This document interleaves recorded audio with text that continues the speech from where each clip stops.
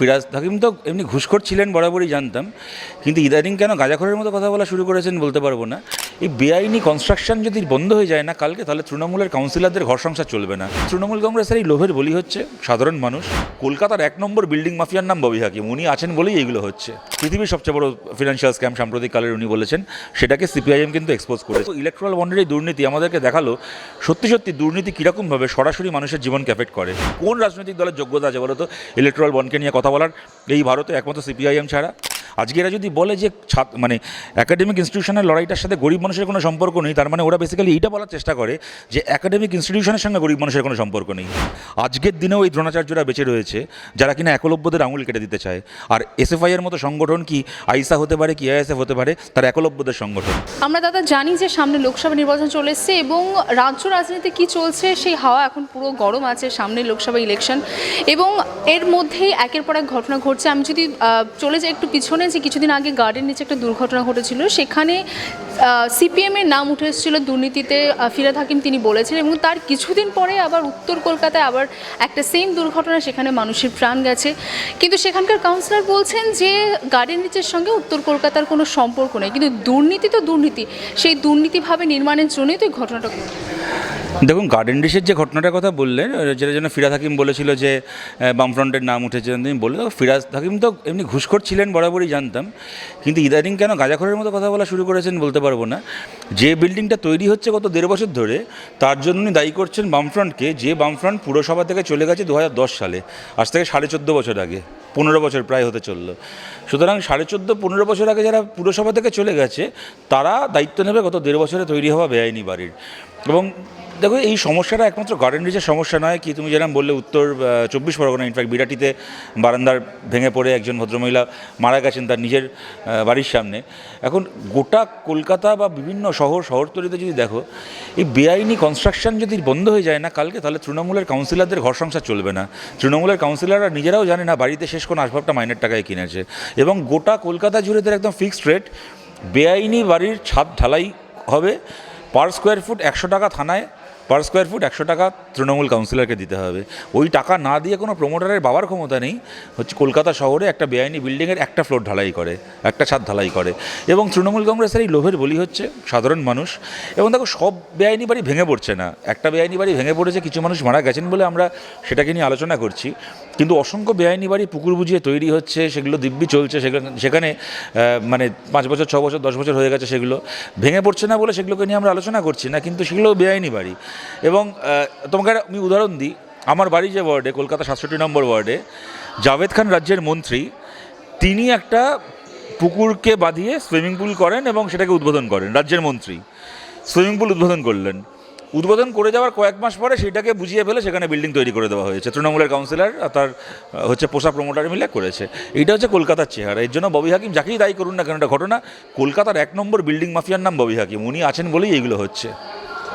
Electoral bond বেশ কিছুদিন ধরে শিরোনামে আছে এবং এখন আরও বেশি আছে, কারণ বলতে পারি যে আমাদের অর্থমন্ত্রী নির্মলা সীতারামন, তার স্বামী বলেছেন যে সব থেকে বড় যদি কোনো দুর্নীতি হয়ে থাকে তাহলে সেটা হলো ইলেকট্রাল বন্ড। কি বলবেন? দেখুন, ইলেকট্রাল বন্ড যখন বিজেপি পাশ করেছিল, মোদি একসময় বলেছিলেন না খাওঙ্গা না খানে দুঙ্গা। তারপরে দেখা গেল যে উনি নিজেও খেয়েছেন এবং তৃণমূলেরও খাওয়ার ব্যবস্থা করে দিয়েছেন। কয়েক হাজার কোটি টাকা ইলেকট্রাল বন্ড বেআইনি পথে ওরা নিয়েছে এবং তৃণমূল কংগ্রেসও নিয়েছে, আরও বিভিন্ন দল নিয়েছে। দেখো, আমরা সিপিআইএম যদি চাইতাম ২-৫০০ কোটি টাকা কিন্তু আমরাও নিতে পারতাম। কেমন?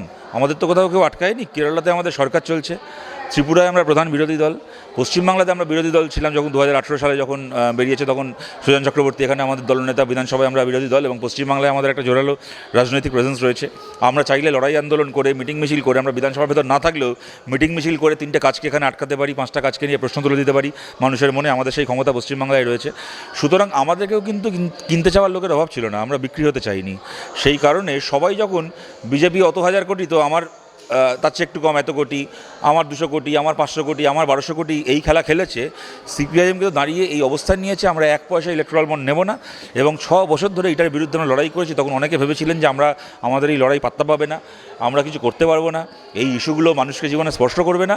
আজকে সিপিআইএম লড়াই করে এত বড় স্বাধীন ভারতের সবচেয়ে বড় ফিনান্সিয়াল স্ক্যাম, যেটা সঠিকভাবে বললে যে নির্মলা সীতারামনের হাজব্যান্ড এখন বলছেন যে পৃথিবীর সবচেয়ে বড় ফিনান্সিয়াল স্ক্যাম সাম্প্রতিককালের উনি বলেছেন, সেটাকে সিপিআইএম কিন্তু এক্সপোজ করেছে। এবং তার চেয়ে বড় কথা, দেখো, অনেকেই যে বোঝানোর চেষ্টা করে না যে ঠিক আছে ওই রাজনৈতিক দল নেতা ওরা তো টাকা খাবেই, কর্পোরেট তো পলিটিক্যাল পার্টিকে টাকা দেবে, ওই নিয়ে সাধারণ লোকের ভেবে কোনো লাভ নেই, ওতে আমাদের কিছু যায় আসে না, আমরা আমাদের কাজটা হয়ে গেলে, আমার বাড়ির সামনে রাস্তা হলে, আমার দুটো স্কুল হবে, হাসপাতাল হবে, আমি তাতেই খুশি, তার বাইরে আমাদের দেখার ব্যাপার নেই। কিন্তু দেখো ইলেকট্রাল বন্ডের এই দুর্নীতি আমাদেরকে দেখালো সত্যি সত্যি দুর্নীতি কীরকমভাবে সরাসরি মানুষের জীবনকে এফেক্ট করে।